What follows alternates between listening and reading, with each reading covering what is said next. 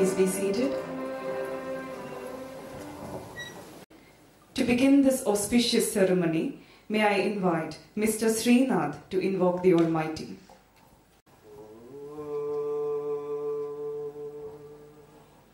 Sarvesham swastirbhavatu,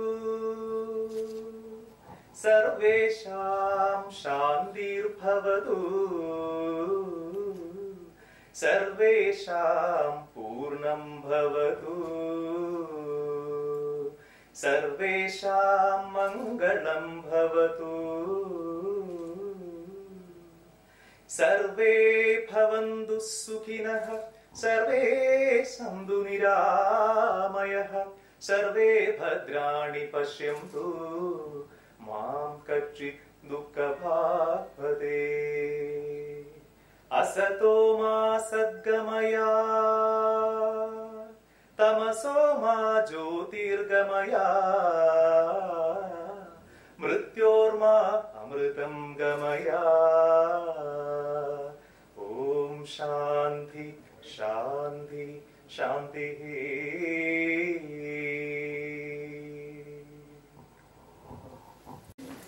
May I now request our Director, Professor Asha Kishore, to welcome the gathering and present the report of the Institute.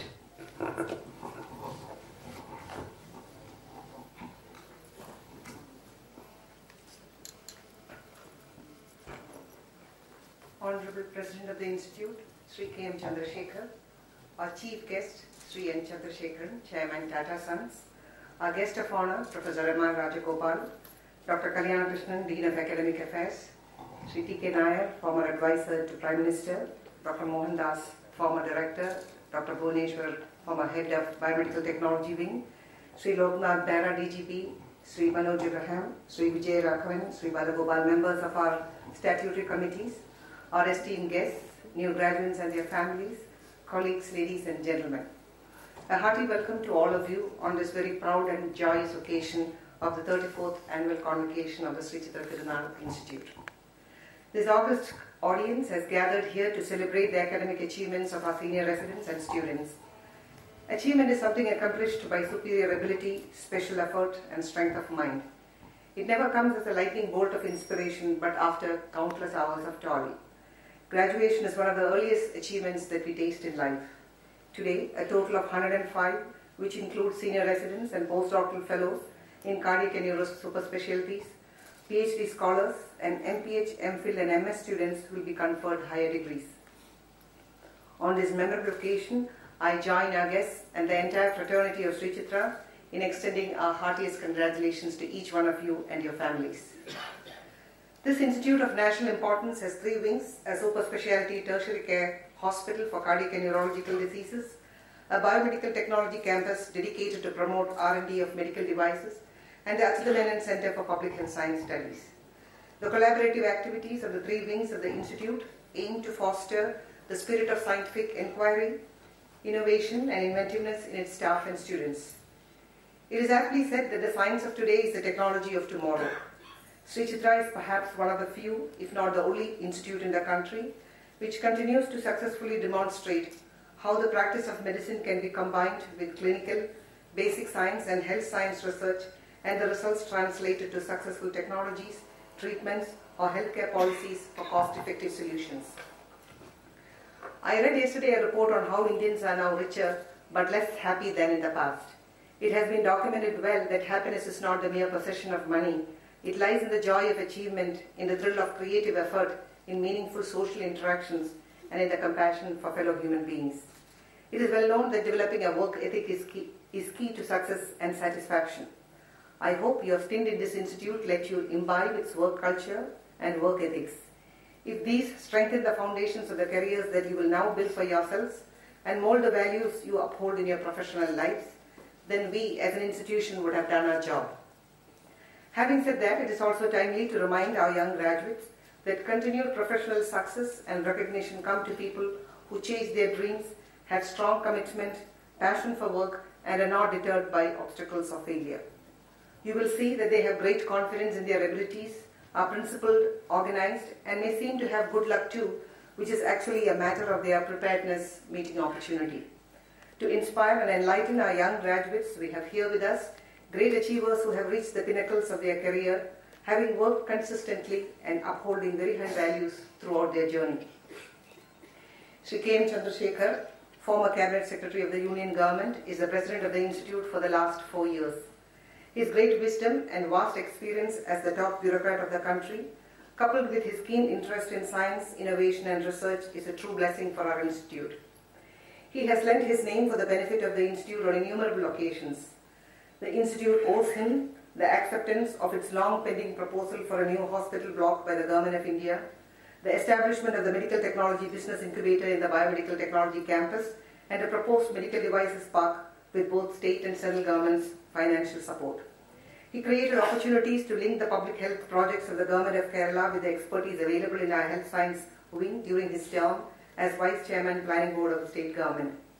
The success of the Institute's proposal for funding from the Ministry of Electronics and Information Technology for a new data center and the generation of CSR funds for the heart transplant program and the Neurodevelopmental Disorder Center, again, some of the shining examples of the synchrony between our ambitions and his enthusiastic involvement in the development of the Institute. I will consider the new graduates extremely fortunate to receive their degrees today from the Honorable President of the Institute, who is an embodiment of high intellect and humaneness. On behalf of all, I welcome you, sir, to this function.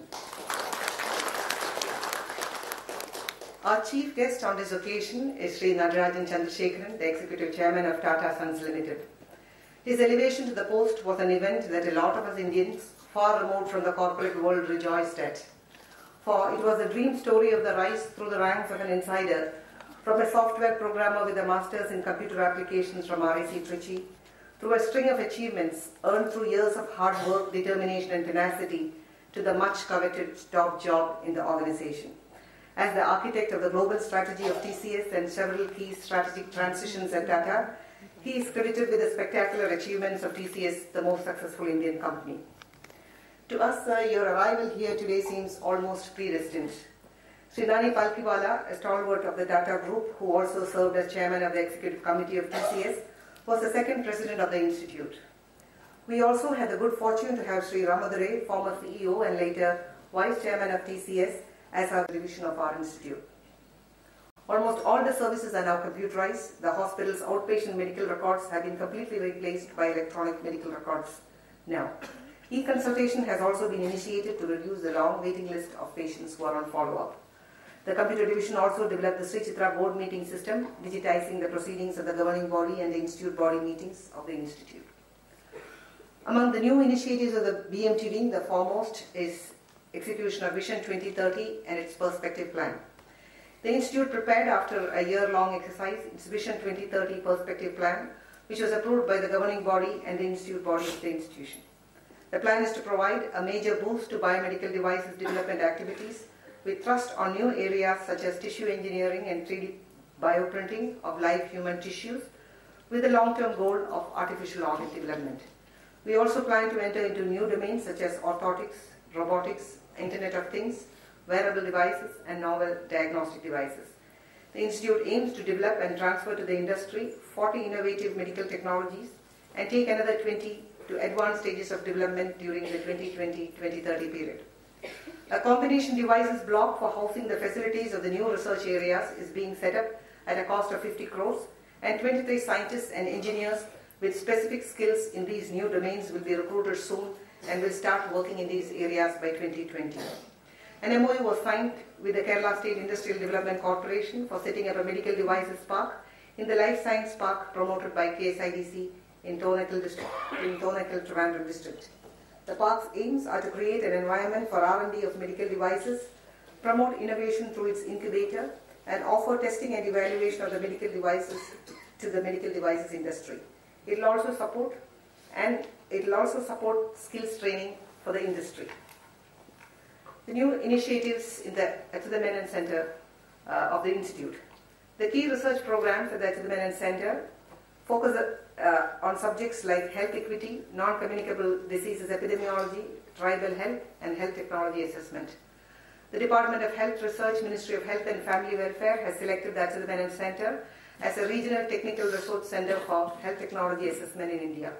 The center will be able to analyze evidence related to cost effectiveness, clinical effectiveness, and equity issues regarding the deployment of health technologies, be it medicines, devices, or health programs.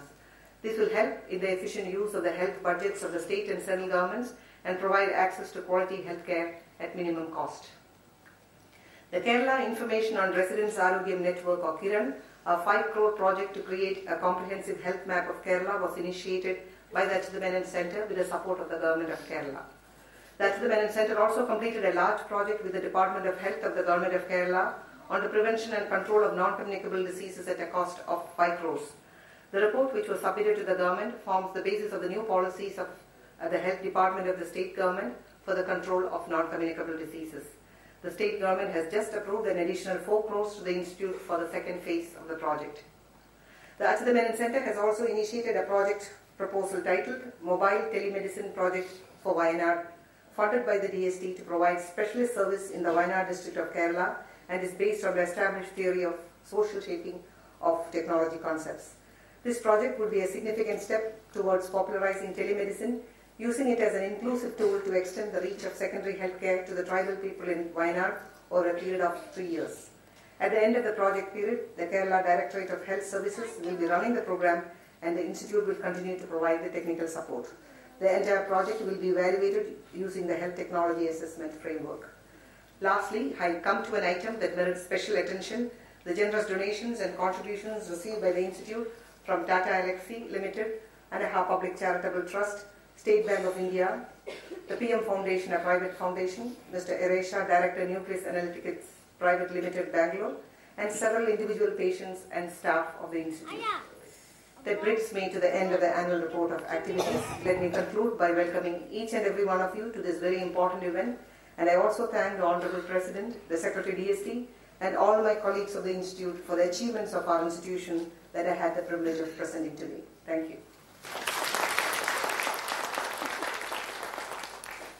Thank you, Madam.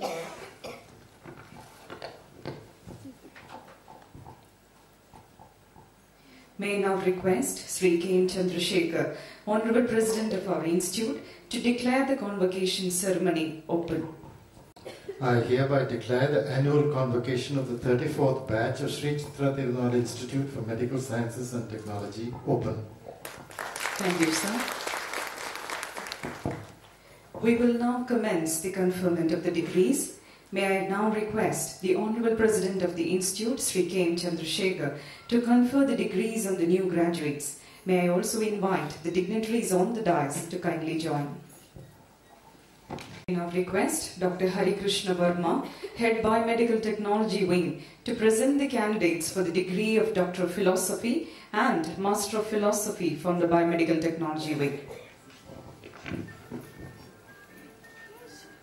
I am proud to present the following candidates who have fulfilled the requirements and are found eligible for the degree of Doctor of Philosophy from the Biomedical Technology Wing.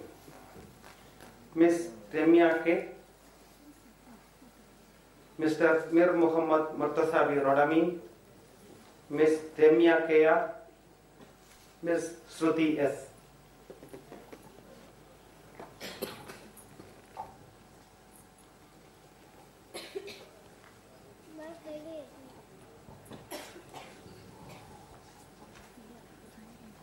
May I now request the Honorable President to award the degree of Doctor of Philosophy to Ms. Remia K. K. Dr. M. Jayapal.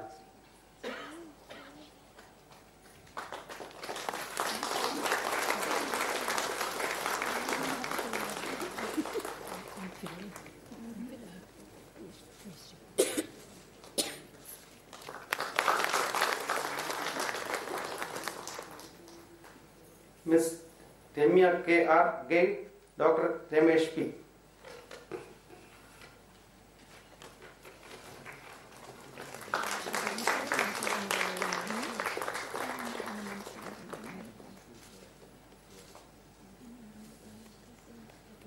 I am proud to present the following candidates who have fulfilled the requirements and are found eligible for the degree of Master of Philosophy from Biomedical Technology Wing. Ms. Teresa Joy, Ms.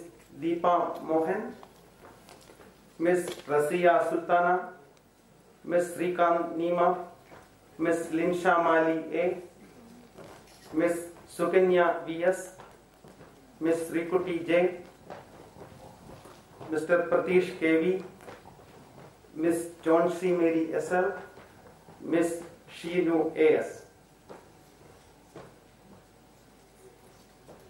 May I request the Honorable President to award the degree of Master of Philosophy to Ms.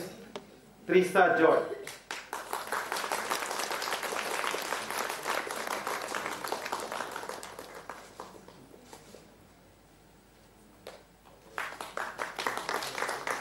Ms. Deepa Mohan.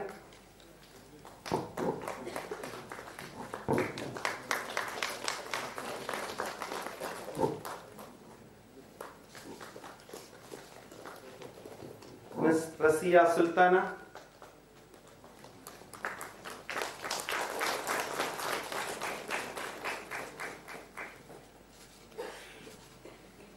Mr. Srikant Nima.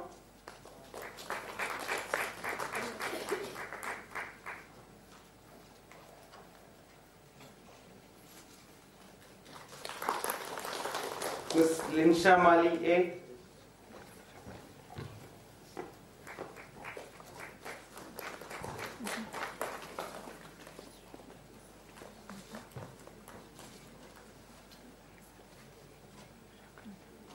Ms. Sukanya V.S.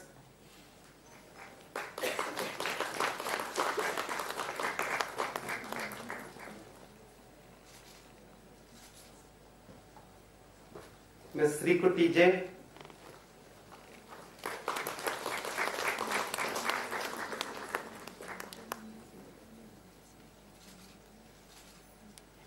Mr. Pratish K.V.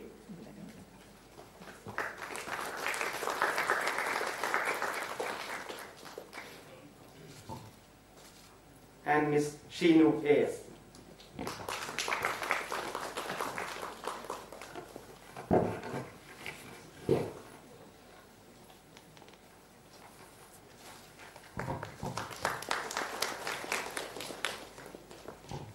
Thank you, sir. May I now request Professor V. Ramankutti, Head Achuthamenon Center for Health Science Studies, to present the Morning.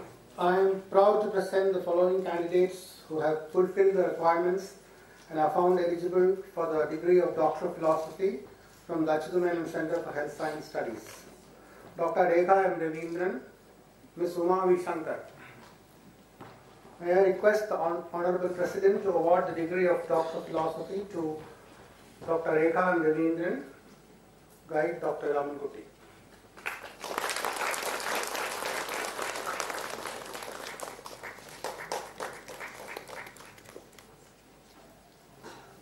Ms. Uma V. Shankar, Guide Dr. V. Ramankutti.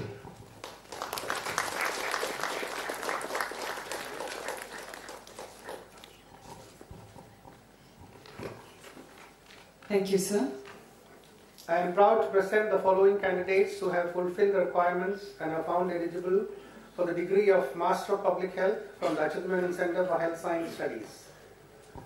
Mr. Manas Chako, Mr. Swadhin Kumar Jena, Ms. Diana Padi, Ms. Rakhi P, Mr. Chinmay Kumar Behra, Ms. Vigna P, Ms. Sajita S, Dr. Lakshmi Bala V, Ms. Divya Florence G, Dr. Zalavadia Dignesh Vinod Roy, Dr. Anup Balan B, Dr. Bharde Sachin Ramesh, Dr. Bagal Dhanasri Suresh, Ms. Savana Babu, and Mr. Prashant Kumar. May I request the Honorable President to award the degree of Master of Public Health to Mr. Swadhin Kumar Jena.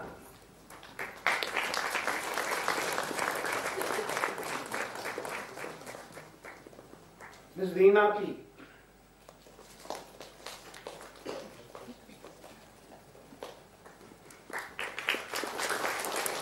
Dr. Lakshmi Bala.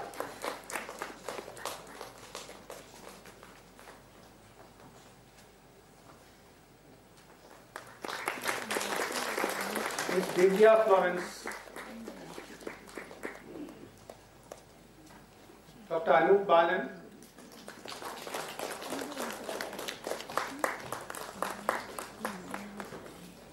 Ms. Havana Babu, Mr. Prashant Kumar.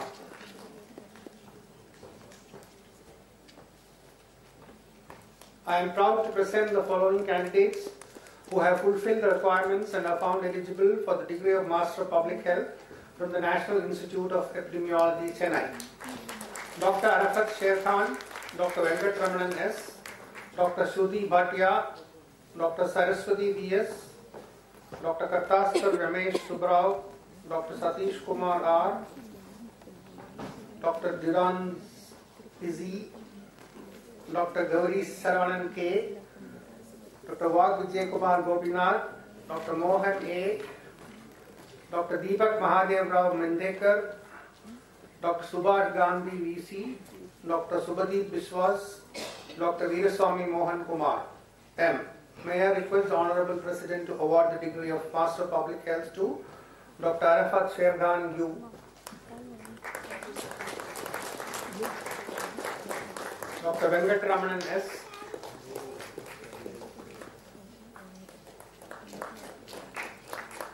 Dr. Saraswati V.S.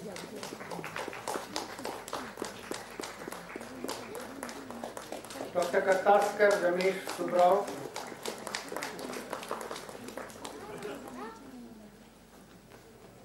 Dr. Satish Kumar, Dr. Gauri Saravanan, Dr. Wag Vijay Kumar Gopinath, Dr. Deepak Mahadev Rao Mendekar, Dr. Subhash Gandhi, Dr. Subhadeep Biswas.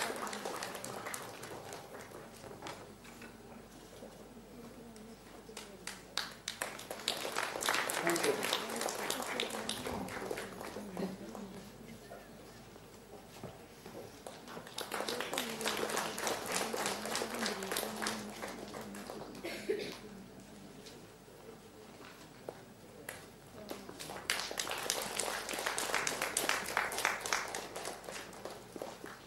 Thank you, sir. I now request Dr. Roy Joseph, Associate Dean of the PhD program, to present the candidates for the degree of Doctor of Philosophy from the Hospital Wing of Sri Chitra Institute for Medical Science and Technology and Doctor of Philosophy from the Christian Medical College, Vellore.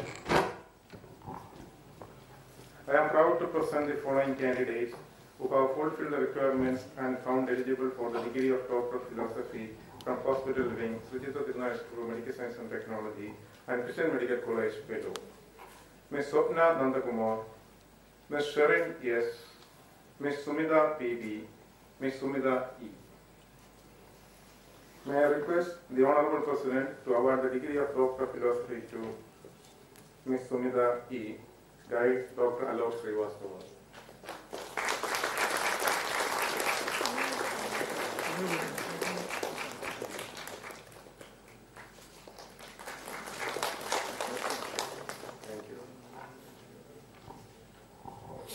Thank you, sir. May I now request Professor Rupa Sridhar, Head Department of Anesthesiology, to present the candidates from her department.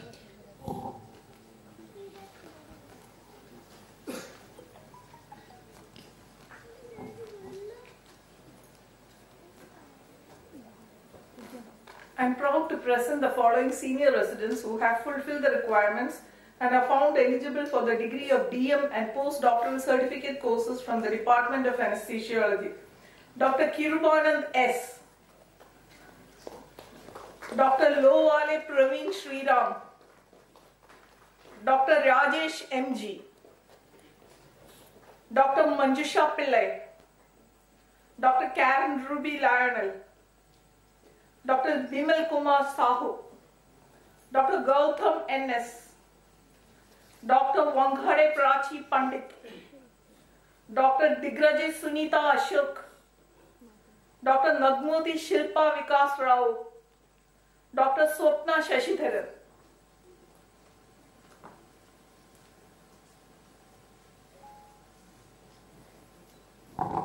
May I request the Honorable President to award the degree of DM Cardiothoracic and Vascular Anesthesia to Dr. Kirubanan S.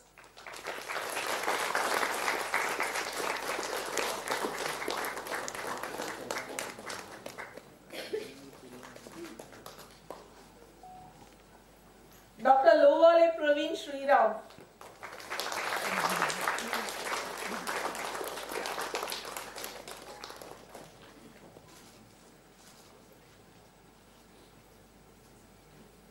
Dr. Rajesh MG.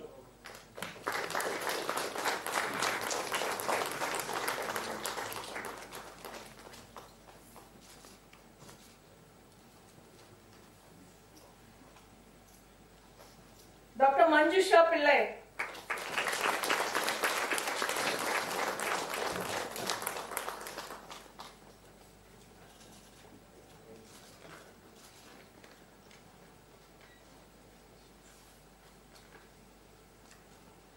May I request the Honorable President to award the degree of DM Neuroanesthesia to Dr. Karen Ruby Lionel.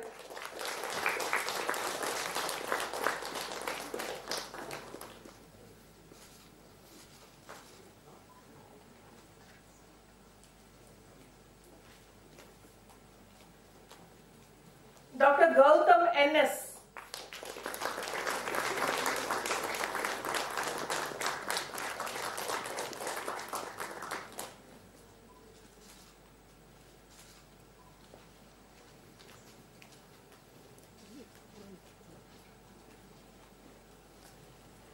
May I request the Honorable President to award the certificate of postdoctoral certificate course in cardiothoracic and vascular anesthesia to Dr. Digraji Sunita Ashok.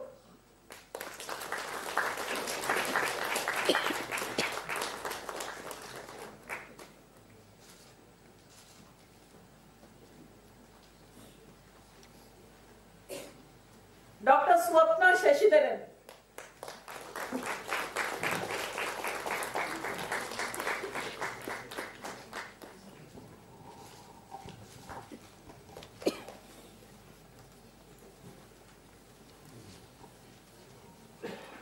May I request the Honorable President to award the certificate of postdoctoral certificate course in neuroanesthesia to Dr. Nagmoti Shilpa Vikas Rao.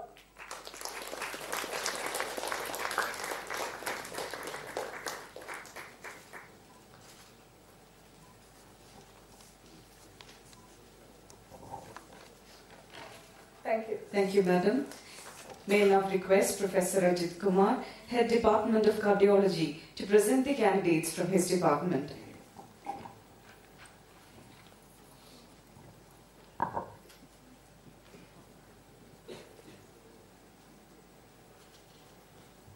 Good morning. I am proud to present the following senior residents who have fulfilled the requirements and found eligible for the degree of postdoctoral fellowship courses and DM from the Department of Cardiology. Dr. Hitesh Yadav, Dr. Hiran Tulsibai, Dr. Divya Ranjan, Dr. Rama Subramanian, Dr. Sonali Avinash, Dr. Jenu Rose, Dr. Srilash Tripathi, Dr. Srinivas Prasad, and Dr. Priyadarshini. May I request the Honorable President to award the degree of DM Cardiology to Dr. Hiran Tulsibai.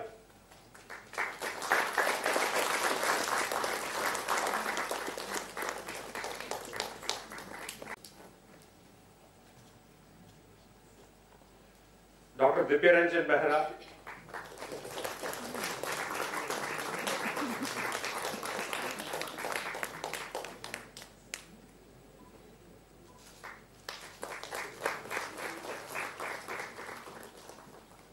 Dr. Rama Subramanian NS.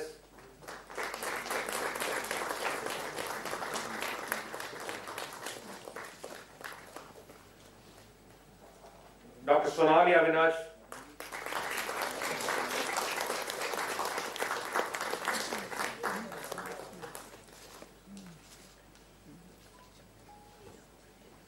Dr. Jenu Rose.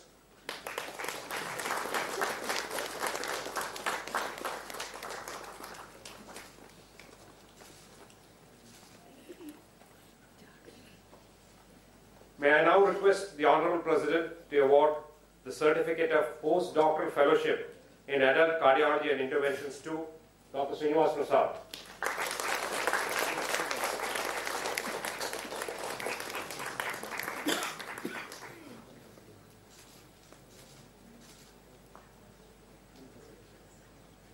Thank you. Thank you, sir. May now request Professor K. Jayakumar, Head Department of Cardiovascular and Thoracic Surgery, to present the candidates from his department. I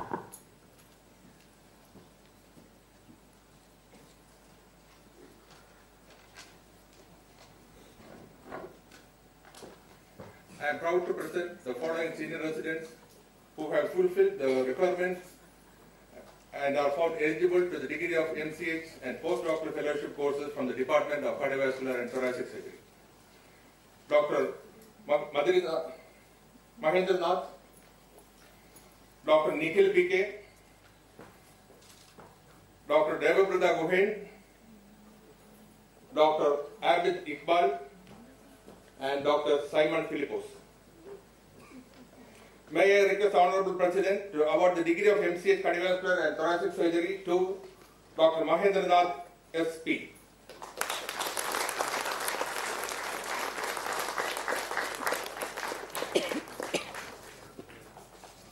Dr. Nikhil PK,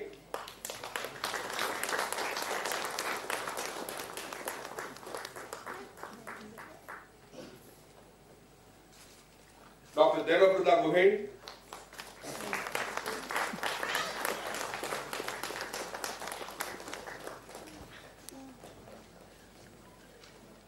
and Dr. Abid Iqbal.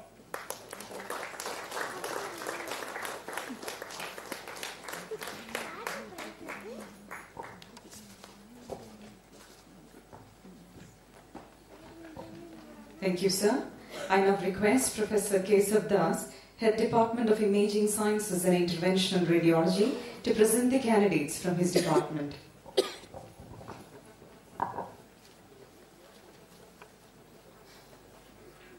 Good morning. I am proud to present the following senior residents who have fulfilled the requirements and are found eligible for the degree of DM and postdoctoral certificate courses from the Department of Imaging Sciences and Interventional Radiology.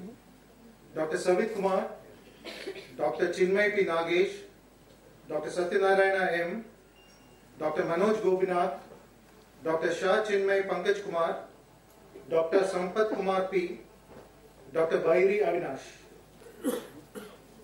May I request the Honorable President to award the degree of DM Neuroimaging and Interventional Radiology to Dr. Savit Kumar,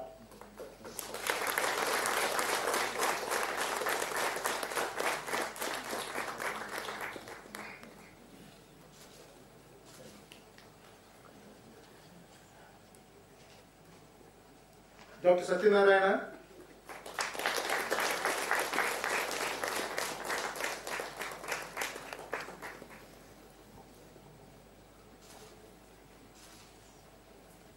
Dr. Shah Chinmay Pankaj Kumar,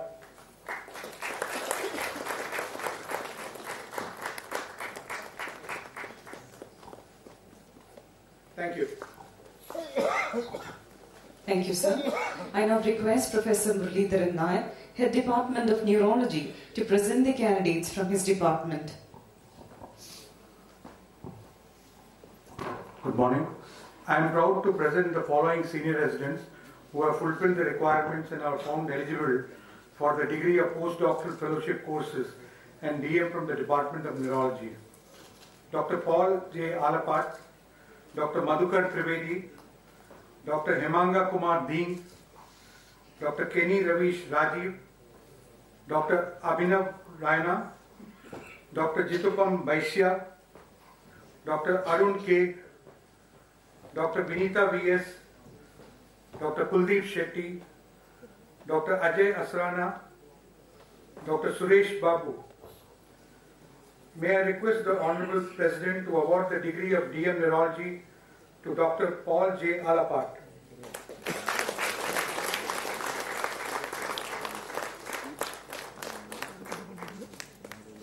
Dr. Hemant Kumar Ding.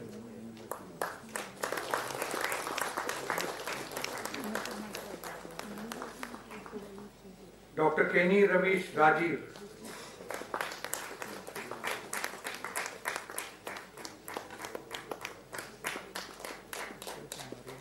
Dr. Abhinav Raina.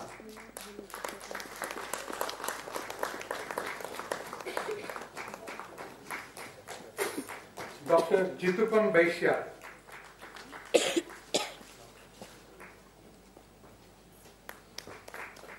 May I request the Honorable President to award the certificate of postdoctoral fellowship in stroke to Dr. Arun K.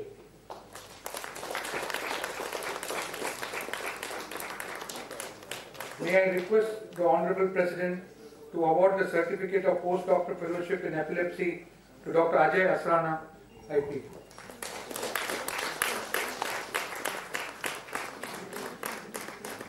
Thank you. Thank you, sir. I now request Professor Matthew Abraham, Head Department of Neurosurgery, to present the candidates from his department.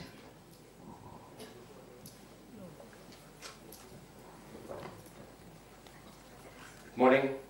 I am proud to present the following senior residents who have fulfilled the requirements and are found eligible for the degree of postdoctoral fellowship courses at MCH from the Department of Neurosurgery. Dr. Shashank A. Dr. Bimal Kumar Sahu. Dr. Gopi Krishnan R. Dr. Pankaj Shivare. Dr. Regnekar Ranjit Devidas. Dr. Bobby Ike. May I now request Honorable President to award the degree of MCH Neurosurgery to Dr. Bimal Kumar Sahu.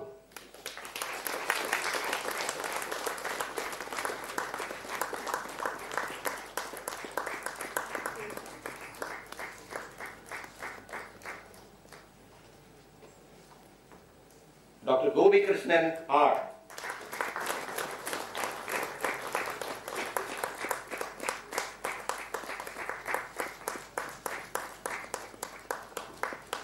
Dr. Pankaj Shivare.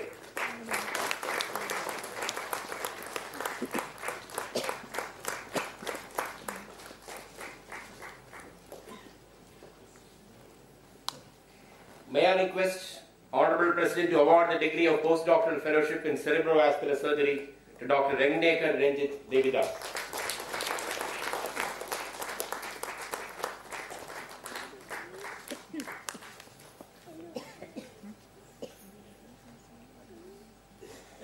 May I request Honorable President to award the degree of postdoctoral fellowship in skull-based neurosurgery to Dr. Bobby Ike.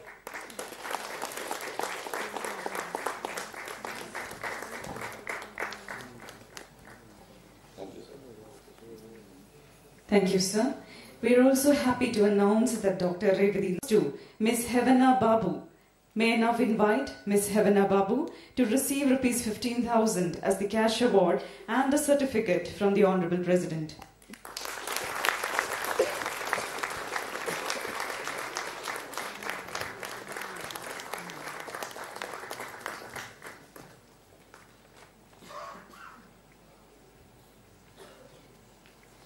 The conferment of the degree certificates is over.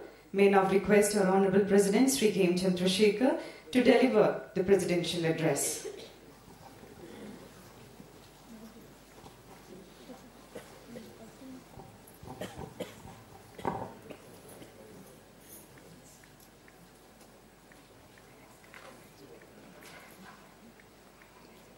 Chief guest, Sri N. Chandrasekhar. Guest of honor, Mr. M.R. Rajagopal, Director, Dr. Harsha Kishore, and the Dean, Dr. Kalyana Krishnan, and all the distinguished people who are present here. When I first assumed the position of President of this institute in early 2014, and for many months thereafter, I kept receiving letter after letter from unions and from well-wishers of the institution, saying that we need to do something immediately to regain the old prestige and the glory of Sri Chitra. In fact, when I was here present in Kerala in the 1970s, as a young probationer like Vidya sitting there, this institution had a glamour of its own, a reputation of its own. But over time, time always takes away a lot of the sheen of many things. That had disappeared, and we were left with the task of rebuilding it. But we have come a long, long way since then. There has been a massive revival of research and development, the basic strength of the institution, and the purpose for which it has been set up by Act of Parliament under the Ministry of Science and Technology. Many new technologies have not only been developed, but handed over to private and public institutions for commercialization.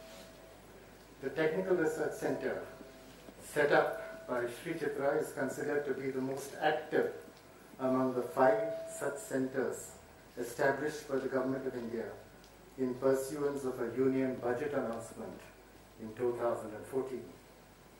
The business incubator, set up 3 years ago, has an energetic bunch of entrepreneurs developing innovative products. To meet the burgeoning needs of our patients, we have started construction of a new hospital block under the Pradhan Mantri Swasthya Suraksha Yojana, which we expect to complete in less than 2 years. Working with the Kerala State Industrial Development Corporation, we propose to set up a new medical park which will strengthen entrepreneurial activity all over the country and provide to the medical device industry the facilities needed for testing, prototype development, and the room to set up new enterprises.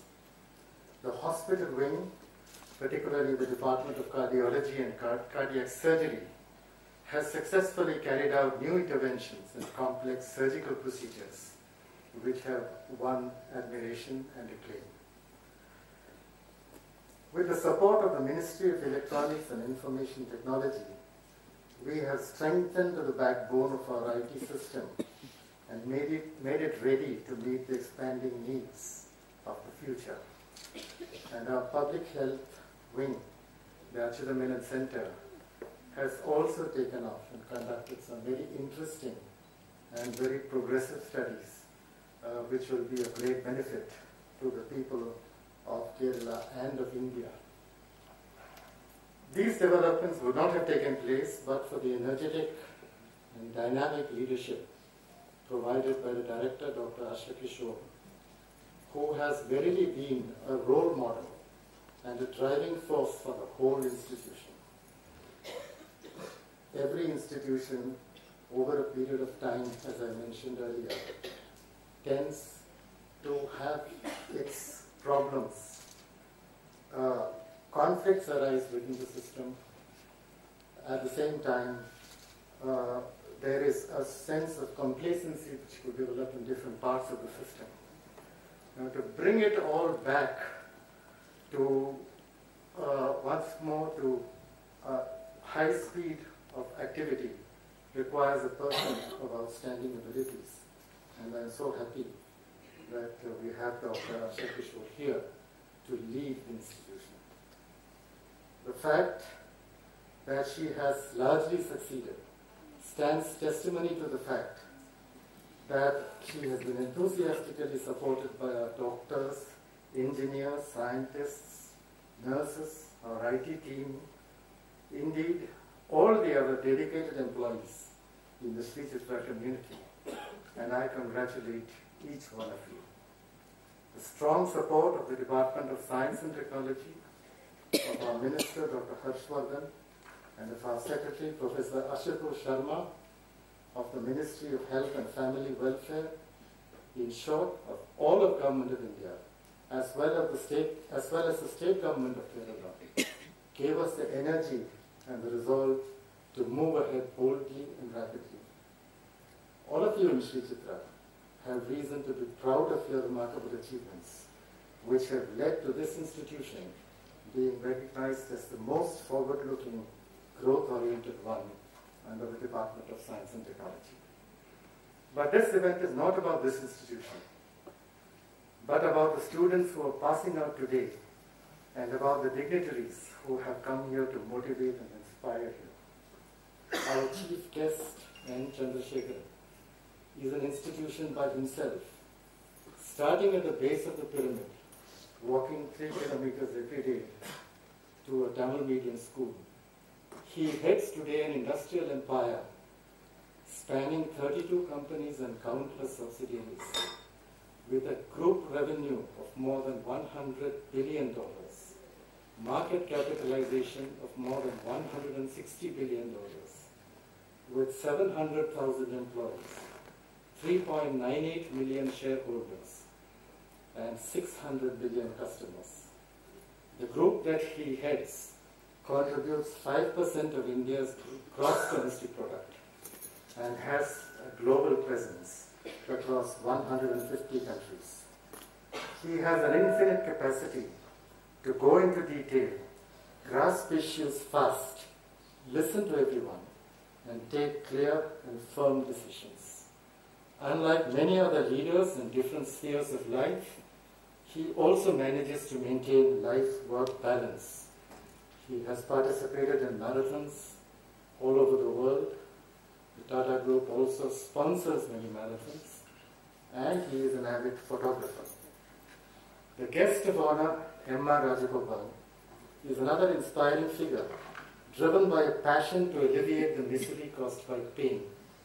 Way back in 1993, he started a pain and palliative care society in the Medical College in Kozhikode, and later in 2003 set up Pallium India, which now straddles 15 states in the Indian Union, thus making Trivandrum the heart of palliative care in the country. He is recognized the world over as an indefatigable advocate of palliative care with great influence over national policy. We have others too in this gathering who can inspire our students, our young students passing out today. T.K. Nair, considered by many of us to be our civil service guru, who held with distinction the most complicated position in the government of India, that of Principal Secretary to the Prime Minister, for 10 long years, and before that served as the Chief Secretary of Punjab in the midst of a particularly violent period of militancy. G. Vijayaraghavan, who after successful completion of the first phase of Technopark, branched out courageously on his own and significantly changed the face of Trivandrum and Kerala. C. Balagopal, who took up a technology developed in Sri Chitra and set up what ultimately grew to be the biggest single factory for production of blood bags in the world, and that too in this very district. Loknath Behra, Chief of Police of Kerala, who has a string of achievements to his credit in various capacities in the center and in the state. And we have today also with us Manoj Abraham and Divya Iyer, who are distinguished people on their own in Kerala and in their respective civil services. Several others, former Director Mohandas, heads of scientific and medical institutions located here, your own faculty, and your parents and guardians who have contributed so much and sacrificed so much to make you what you are today. From all these people and from other inspiring personalities present today, and those you will come across in the future, there is much that you can learn as you embark on your journey of life. We ourselves look forward to hearing great things in the future about your achievements in the world of medicine, research, and technology. We expect you also, as alumni of this institution, to remain in contact with us as at all times in the future. Give us ideas and suggestions. Help us grow and make the impossible possible. Thank you and wish you all the best. Jai Hind. Thank you, sir. Guest of honor, Professor M.R. Rajagopal, Director, Pallium India, to kindly address the gathering.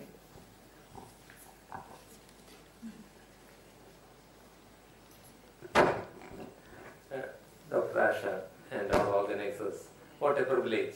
I don't think ever in my life I am likely to get so much of brain power into one room to address. And dignitaries, what a privilege to be able to be with you for a few hours. And I particularly will start by congratulating the VIPs of the day, the awardees of the new degrees. And to you, I have an appeal. Today, I walked up these steps and I am standing before you. I know that that's a temporary state of affairs. I have only 10% of chance, like any of you, to die a sudden death. It's 90% chance is that I shall go through a prolonged period of illness. I am in Trivandrum. It's very likely that some of you in the audience may be my treating people. I am not afraid of death. I am afraid of that period of hospitalization. Let me tell you two stories. One just from 2 weeks back. Our team, we have 5 teams from Trivandrum going out on home visits, seeing people in their own homes. So an ASHA worker had led my colleagues into one tiny hut where nobody dared to enter. There were 4 of our team, and our social worker retched and ran out, and then had to build her own courage to go back in. And they found a couple, an elderly couple, one on a bed and the other on the floor. Those who have studied stroke and many neurological diseases at depth, I don't know whether you know the relevance of maggots crawling around pressure sores and the ants covering both bodies.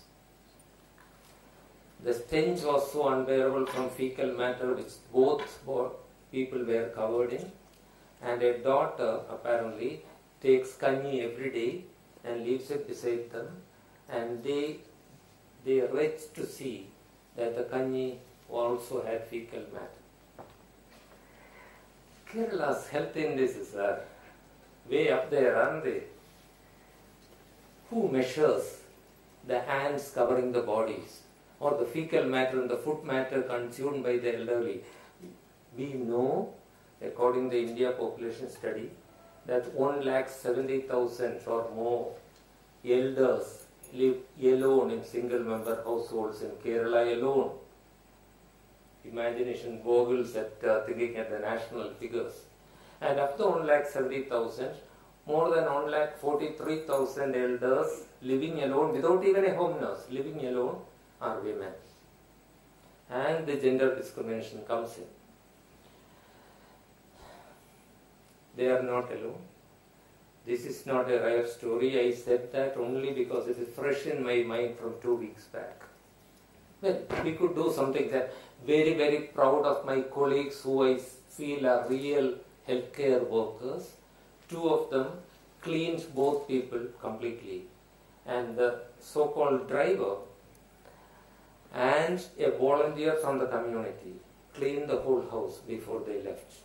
And we interacted with the ASHA workers and with the Panchayat authorities, got the daughter from a faraway town come over, and they took both parents away with that lady.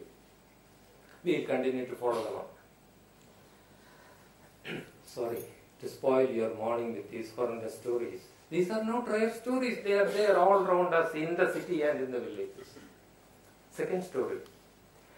From this town, 3 months back. So, well, the story started about 6 months back. A couple came up, by no means poor, rich people. The man was still working. The woman drove him. He came in and talked for a minute about his various problems. Nothing glamorous. No glamorous diseases. What glamour in osteoarthritis and cervical spondylosis? And worst of all, the laughable obstructive sleep apnea. But between the three, life had been so hard for him that he and his wife said for many years he had never slept for more than 10 minutes at a stretch. He couldn't tolerate any position. He couldn't tolerate CPAP for the OSA because the neck problem and the joint problems. So he said that was all said in a minute, and he said, "Doctor, can you help me to die? I know it's illegal. I'm not asking you to kill me. Just tell me how to do it." I was shocked and looked at the wife. He was saying that in the presence of the wife. And the calm woman said, "It's okay, doctor. Let him go. He has been suffering so much. I'll be okay. I'll manage." Well, I negotiated. They agreed to a trial of various things, and so that the pain could be made a little less, so that he could tolerate a CPAP and sleep. I'm sorry to say that I did not succeed very much. He came next day and said, "Okay, I'm about 10% less." I think he said that to please me more than anything else. Anyway, that's not the biggest suffering. 3 months later, he had a heart attack. He ended up in an intensive care unit. They decided that the general condition, considering everything, was too bad for any intervention. And he was in an intensive care unit. And she was outside. She was allowed in for 5 minutes. She was unable to touch him because of all the cables covering him and all that bleeps going through the machines, which you take for granted. You can measure the cardiac output. You can see it on the screen. You can see the oxygen saturation and all the parameters. Can you see how much of fear he has? How much of pain he has? Do you have a monitor which will measure that? The man was struggling and crying and had his hands and feet tied. The woman begged, "Please get him out of here. Let me look after him." The doctors obviously could not. It was their duty to save a life. What's our duty? Dr. Asha, you mentioned cure sometimes, relieve often, comfort always. But the effort here of our medical science is keeping on diagnosing and trying to cure and rejecting people if they cannot be cured. Masters of Public Health, you make numerous speeches all through your life. You will say that health is not only absence of disease or infirmity. That definition is almost as old as myself and still stands. Not only absence of disease or infirmity, but physical, social and mental well-being. Is that what our hospitals and our healthcare system does? How much of effort is there at understanding the physical well-being? Leave out the social and mental well-being. That's too difficult. Is it? Well, anyway, at least pain. We live in a country, all healthcare workers have to be ashamed that today the MBBS students and the nursing students do not learn the fundamentals of pain management. The layman in the group will be shocked to hear this. Taking responsibility for that statement, Medical Council of India has not included proper pain management, at least implementation, in its curriculum. So that's why I am worried about the dying process, though I am not afraid of death. I am afraid either that I will be rejected, like that 1,70,000 people, okay, not all of them are rejected, okay, many of them, or that I will be given such aggressive care that the suffering will be enormous. For that man who was pleading to be untied and taken out, do you have a measurement for time? The 1 minute of your time now is very different from that 1 minute in that man's life. 1 minute for him is a century of agony.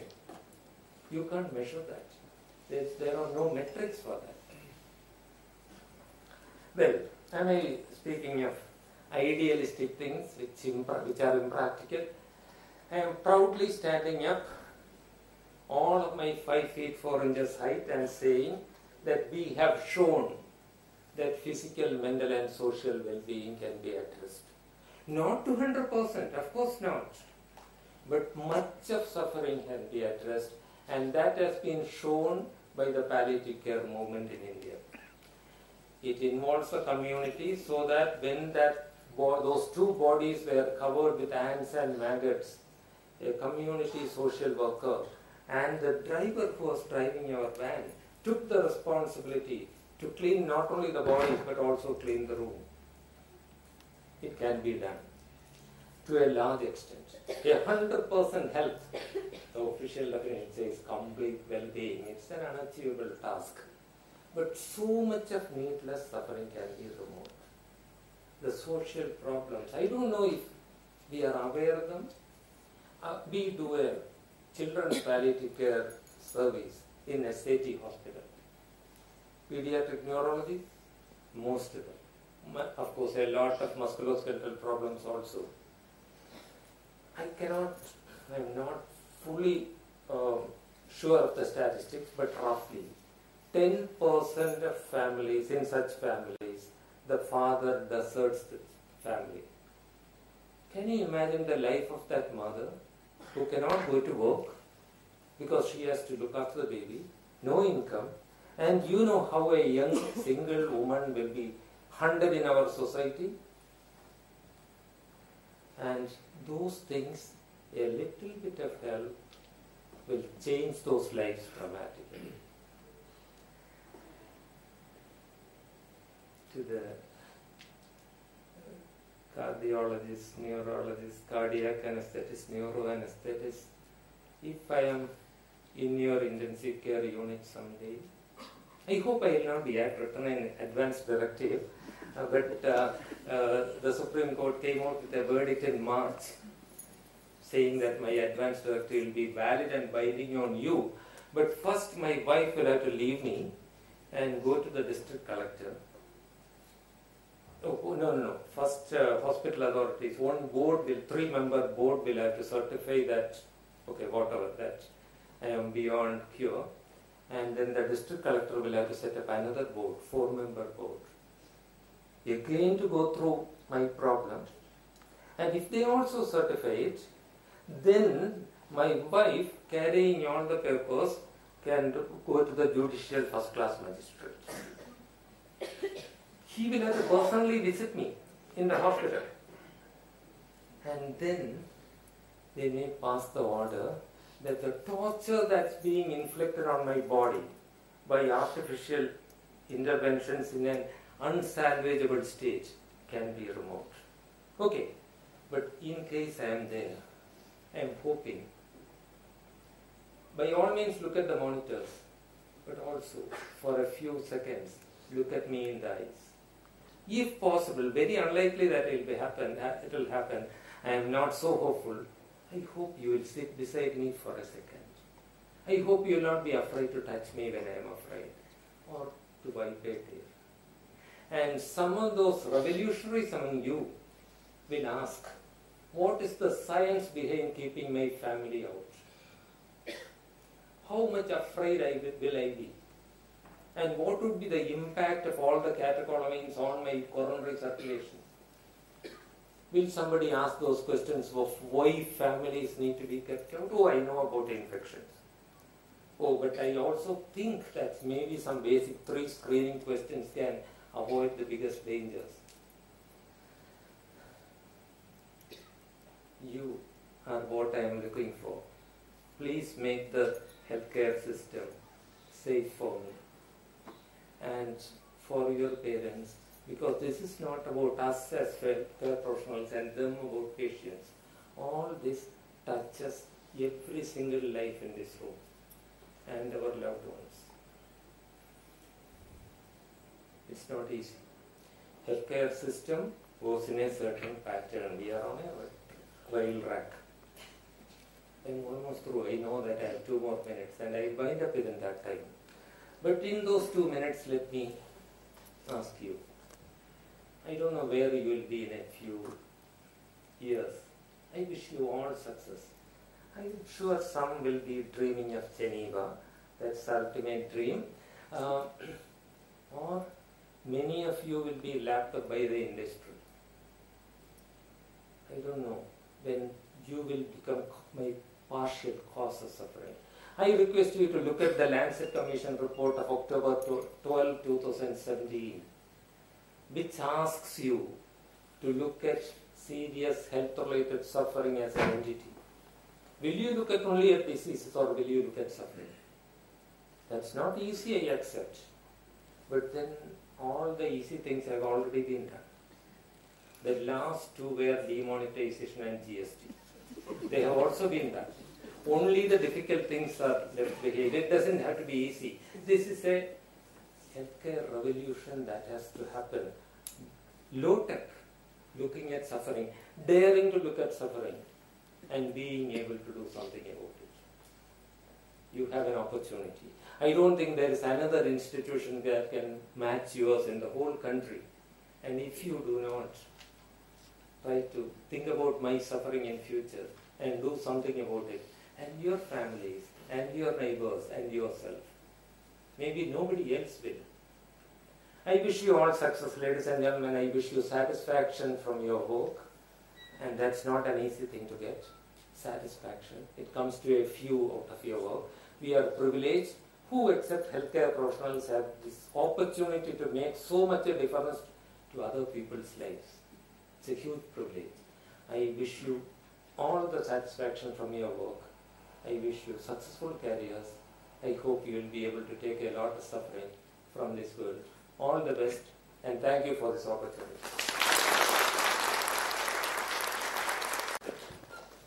Thank you, sir, for your very thought-provoking address. It's a great pleasure to have you here with us today. May I now request our chief guest, Sri Natarajan Chandrasekharan, Chairman of Tata Sons and Group, to deliver the convocation address. Guest of honor, Dr. M. Rajgopal. It's very thought-provoking, and thank you for bringing to life the real thing that is happening on the field. President, Mr. Sri K.M. Chandrasekhar, Director Professor Asha Kishore, Mr. Kalyan Raman, Dr. T.K. Nair, distinguished guests, ladies and gentlemen. It is a great privilege for me to be here today to participate in the 34th convocation of Sri Chitra Tirunal Institute of Medical Sciences and Technology. Let me first start by congratulating all those who have been awarded the degree today. It's a momentous occasion and an important day in your lives. My congratulations to you. Given your profession, I have divided my speech into two parts. I am not a knowledgeable person with a medical profession, but let me share with you my thoughts on the impact of technology and the impact that it can make to solve some of the major problems in the healthcare industry. The second part, I would like to share some life lessons that I wish I had known when I started my career. Health and education are vital for providing a level playing field in any community. Quality universal health care and quality education both are true sign of a developed nation, and its provision is vital for the development of any country, and it is true for India. Yet too many Indians do not have basic access to health care.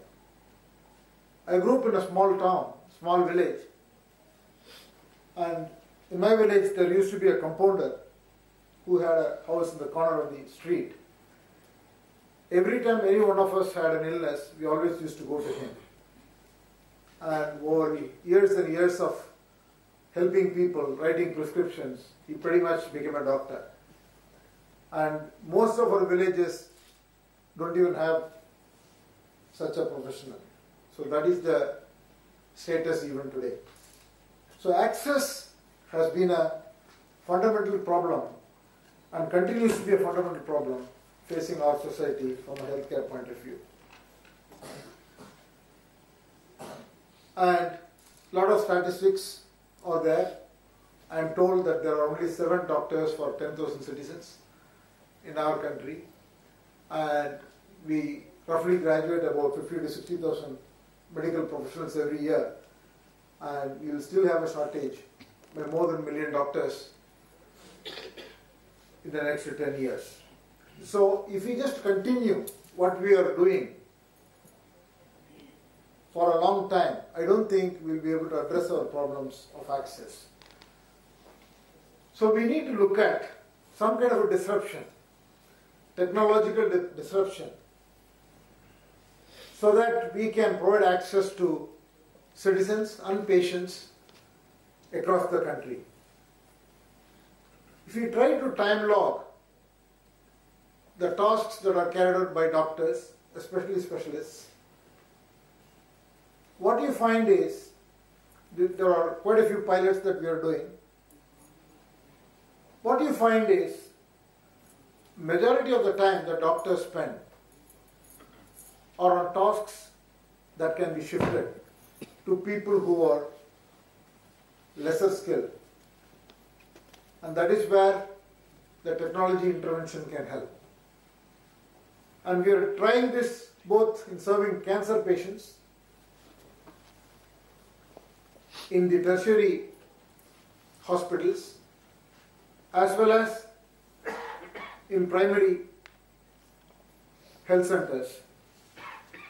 The whole idea is, if you are able to provide the data and train people, technology assisted, who are lower skilled, to be able to do most of the tasks, and then enable communication on a real-time basis, we will be able to provide access to people in every part of the country. Here we have a center in Trivandrum. We call it the Digital Nerve Center. It's actually staffed by some medical professionals and people who have been trained to interpret this data, and we have a mechanism to connect all the records of patients, at least in 4 hospitals today, the RCC in Trivandrum, the Tata Medical Center in Calcutta, Cancer Center in Adyar, and the Tata Memorial in Mumbai. We are trying to bring more hospitals. The idea is to be able to provide that patient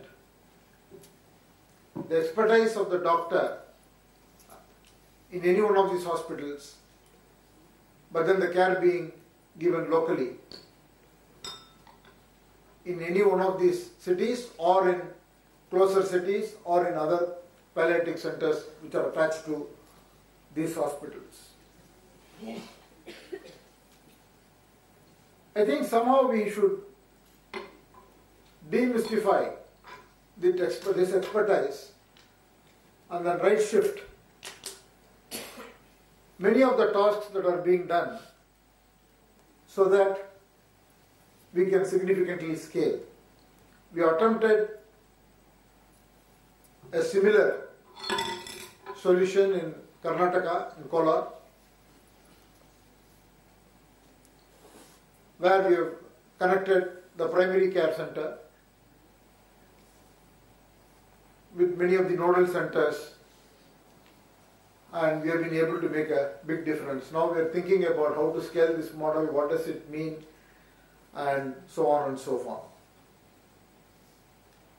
Many of the hospitals, we find that even the simple process engineering that you can bring in the OPD process,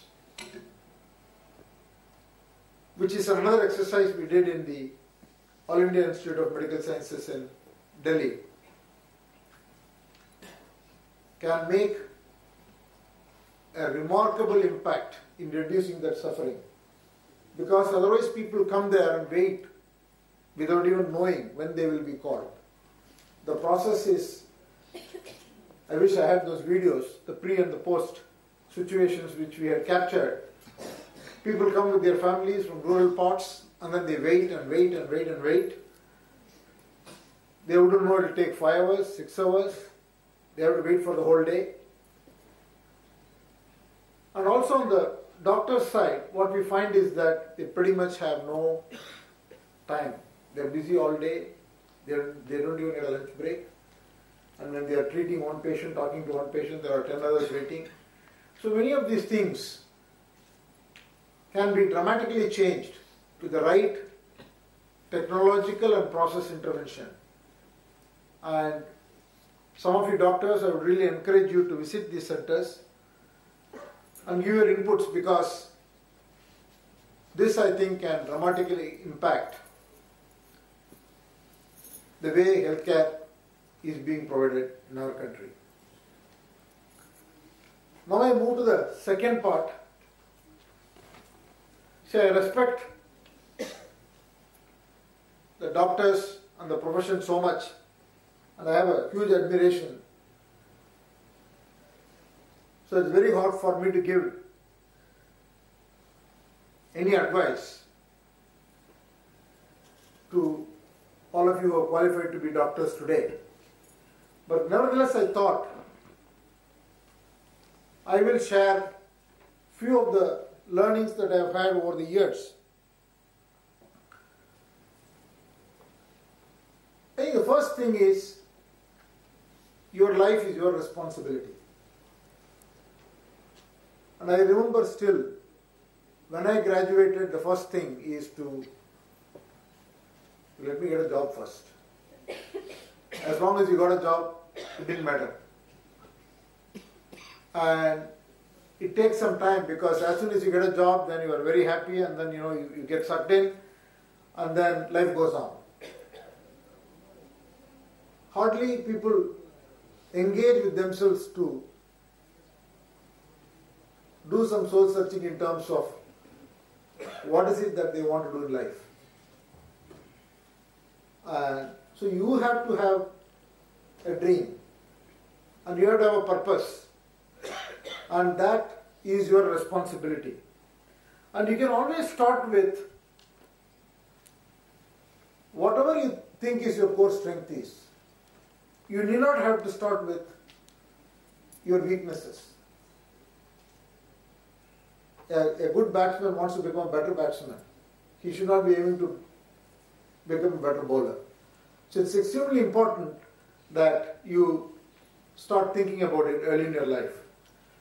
The second thing is lifelong learning.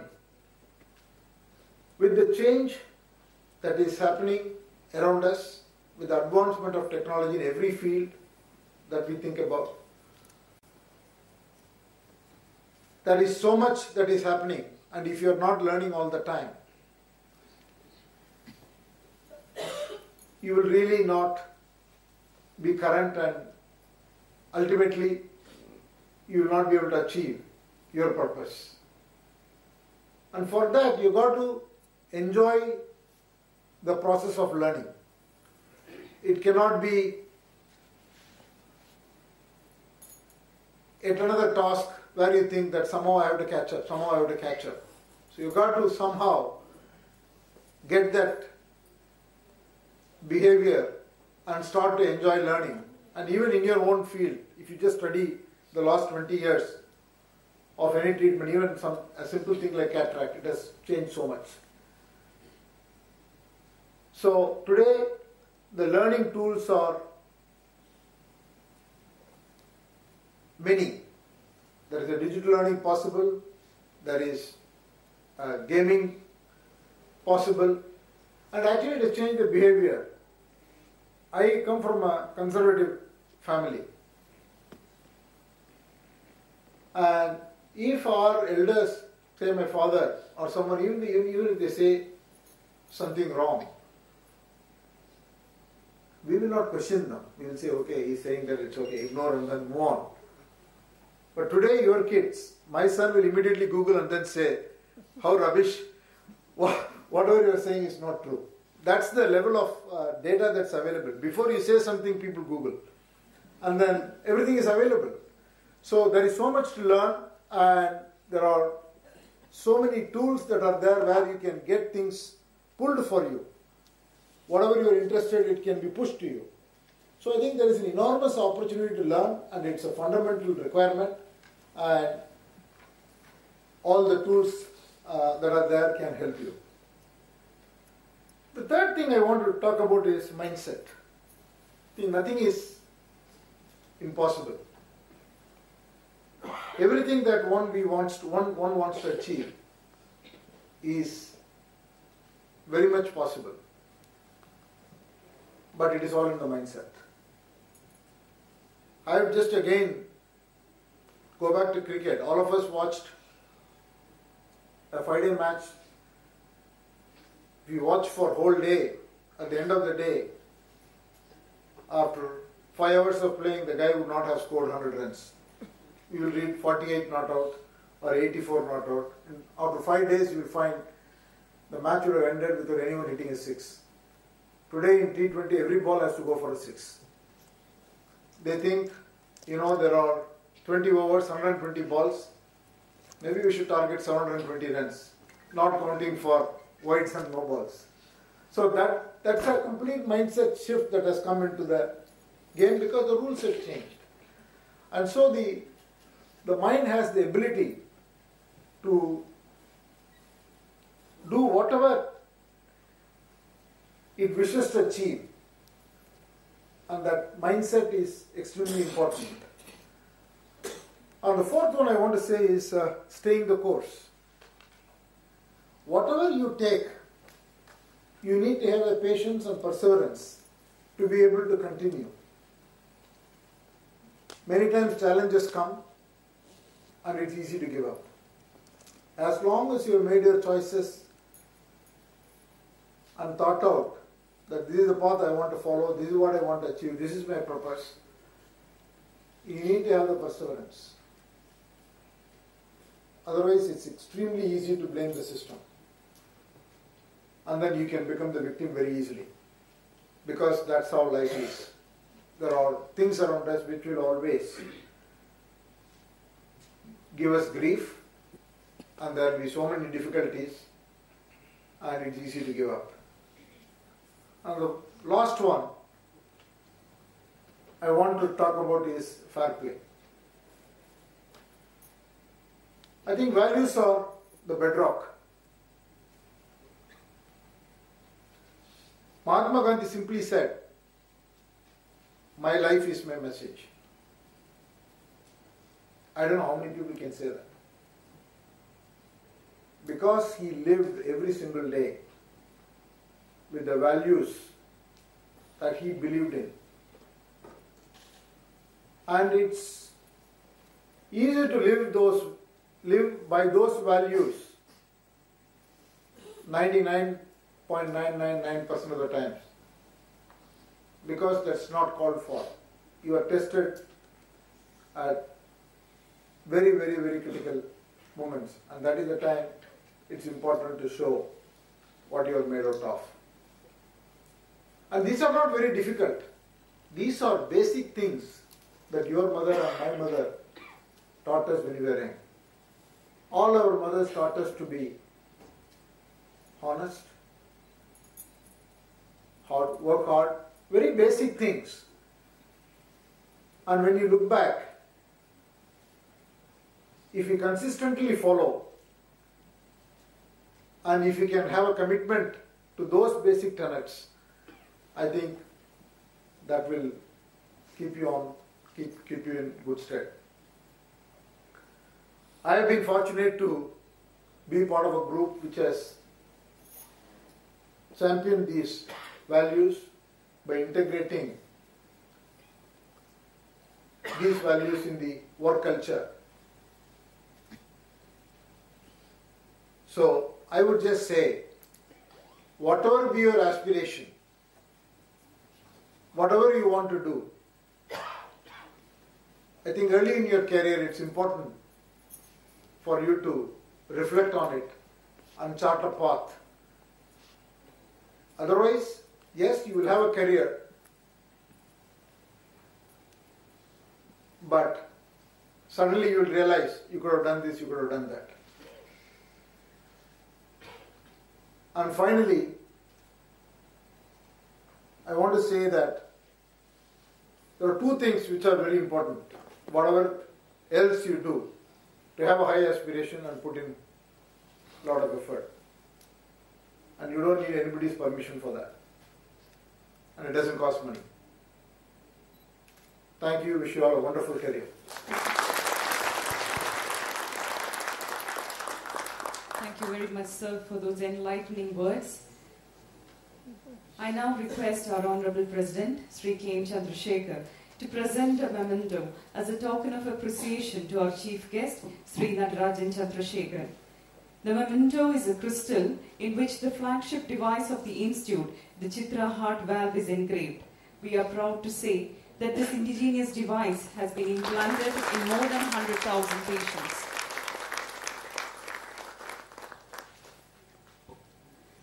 I request our director, Professor Asha Kishore, to present the same memento to our guest of honor, Professor M.R. Rajagopal.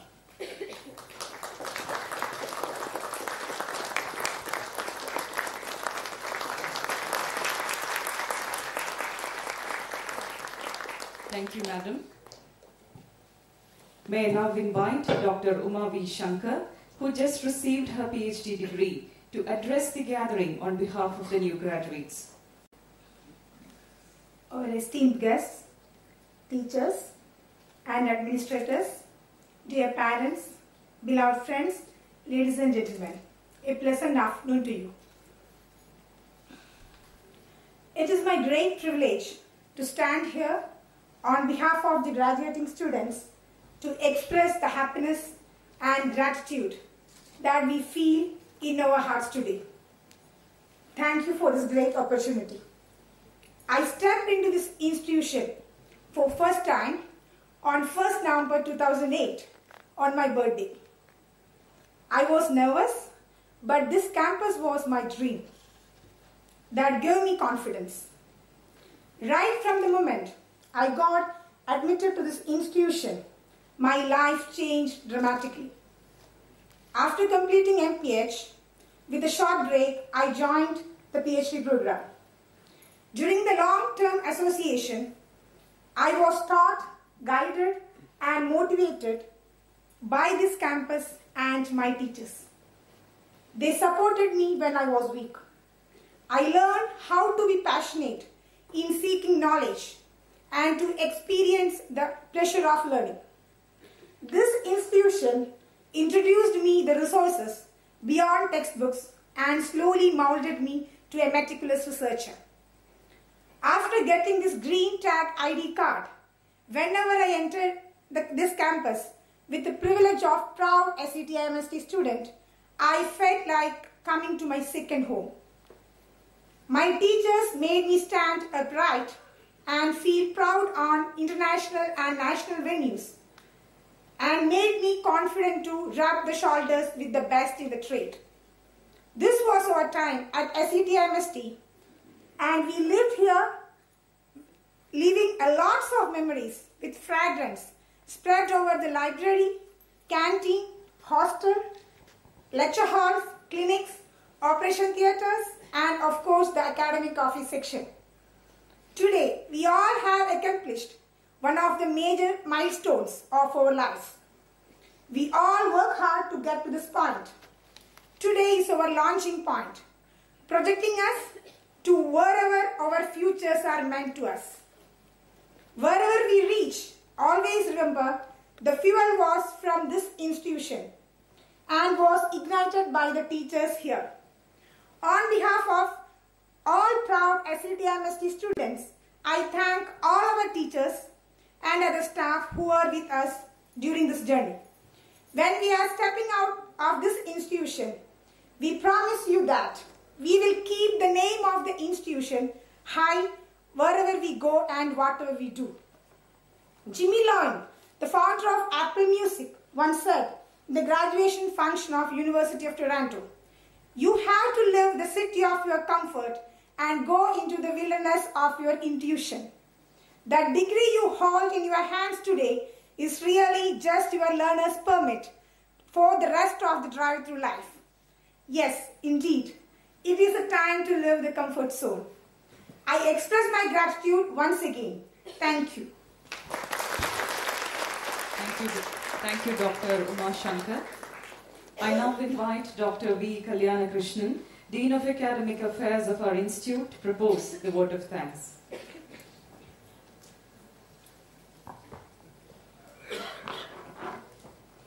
Respected Chief Guest, Chairman of the Tata Sons Group, Sri Chandrasekhar. Today's guest of honor, Chairman of Pallium India, Professor Rajagopal. Our Honorable President and former Cabinet Secretary, Sri K. M. Chandrasekhar. Our Dynamic Director, Professor Asha Kishore. Directors and dignitaries representing other institutions and industry. All heads of departments, faculty and staff, students and their families, members of the press and media, ladies and gentlemen, it is my honor and privilege to propose the vote of thanks. We just witnessed the solemn events associated with the 34th graduation ceremony of Sri Chitra Tirunal Institute. It is often said that gratitude is the attitude that takes you to your altitude. And so on behalf of the graduates, those here present and those who could not make it to be with us today, I take this opportunity to thank all those who have helped us over the years. Allow me to begin by thanking our Chief Guest, Sri Nararajan Chandrasekhar, who was the youngest CEO in the Tata Group and who subsequently became Chairman of the Tata Sons and associated groups within a short time. He is not only a corporate leader 54 years young, but also an enthusiastic sports person, having run many marathons during his life.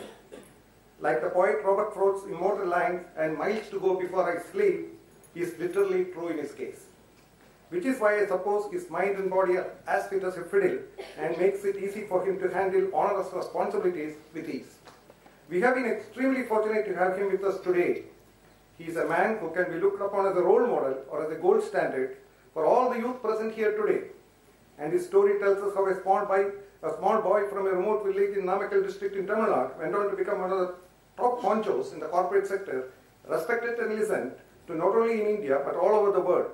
Sir, on behalf of the Institute and the student community, I thank you for having graced this occasion and for your insightful efforts.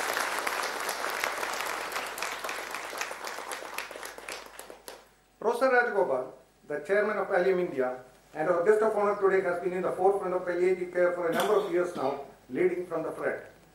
I understand he has also worked in our anesthesiology department in his younger days for a few months. The simple man that he is, he always reminds us of the male version of Mother Teresa.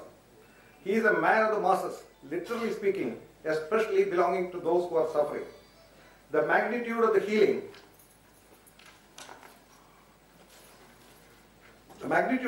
touch he extends towards them is difficult to define in words. He has recently been honored by the nation with the title of Padma Shri. Sir, it is indeed our pleasure to have you with us today as the guest of honor. I thank you from the bottom of the heart on behalf of the Institute and the student community for having consented to come over here today and enlighten us with your resourceful and enlightening experiences as a father of the palliative care of India. Thank you, sir.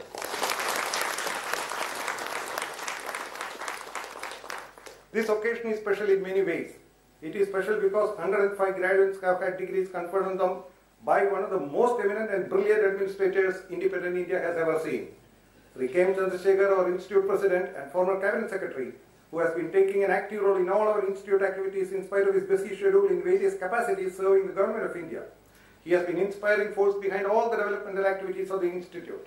Sir, it is an honor to thank you on behalf of the Institute and the student community for agreeing to preside over this function today. Our director, Professor Asha Kishore, has been leading us from the front ever since she took charge nearly 3 years ago. She has been an inspiration to all of us and a guiding light always. For this function also, she has been instrumental in giving us all the administrative and academic impetus for making this function a big success. Madam, the Chitra family thanks the versatile leader on this august occasion for all your support. In every graduate's life, we can see that there is a long and winding pathway that led to this graduation. All the graduates had to accomplish a great deal to arrive at this moment. It is important to stress at the outset that these accomplishments, however heroic, are not those of our graduates alone. Behind each and every one of them is a story of family and friends, of parents who nourished and sacrificed for the sake of their children and friends, of parents and of partners, spouses, children, and other loved ones who strengthened and inspired them. As Dean of the Institute, I wholeheartedly pay my respects to all these people on this solemn occasion. Students, a few years ago, when you made the decision to attend this prestigious institute, you are also making a decision to trust us, the faculty and the staff who made up the Chitra family. It has been our responsibility to guide and educate you quietly and diligently with utmost dedication. Our faculty has offered you their passion for the subject of which you have mastered it. In that process, they have forever altered the horizons in which you shall sail forward into your life. In the same breath, we cannot forget the hard work of all the supporting staff who work every day to execute and improve the way we administer this program. To all these individuals, please join me in saying thanks through a big round of applause.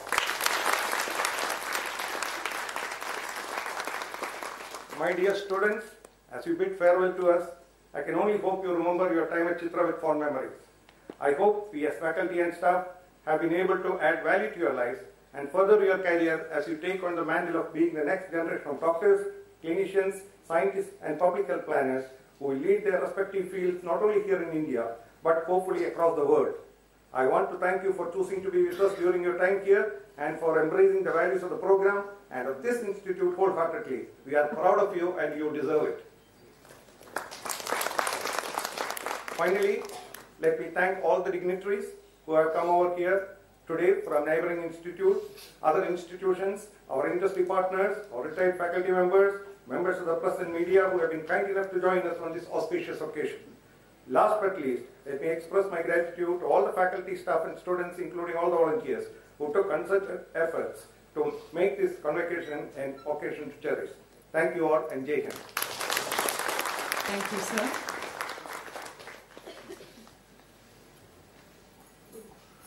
It is now time to close this function. May I request the esteemed President of the Institute, Sri K. Chandrasekhar, to declare the convocation ceremony formally closed. I hereby declare the annual convocation of the 34th batch of Sri Chitra Tirunal Institute for Medical Sciences and Technology closed. Thank you, sir. May I now request the gathering to please rise for the national anthem.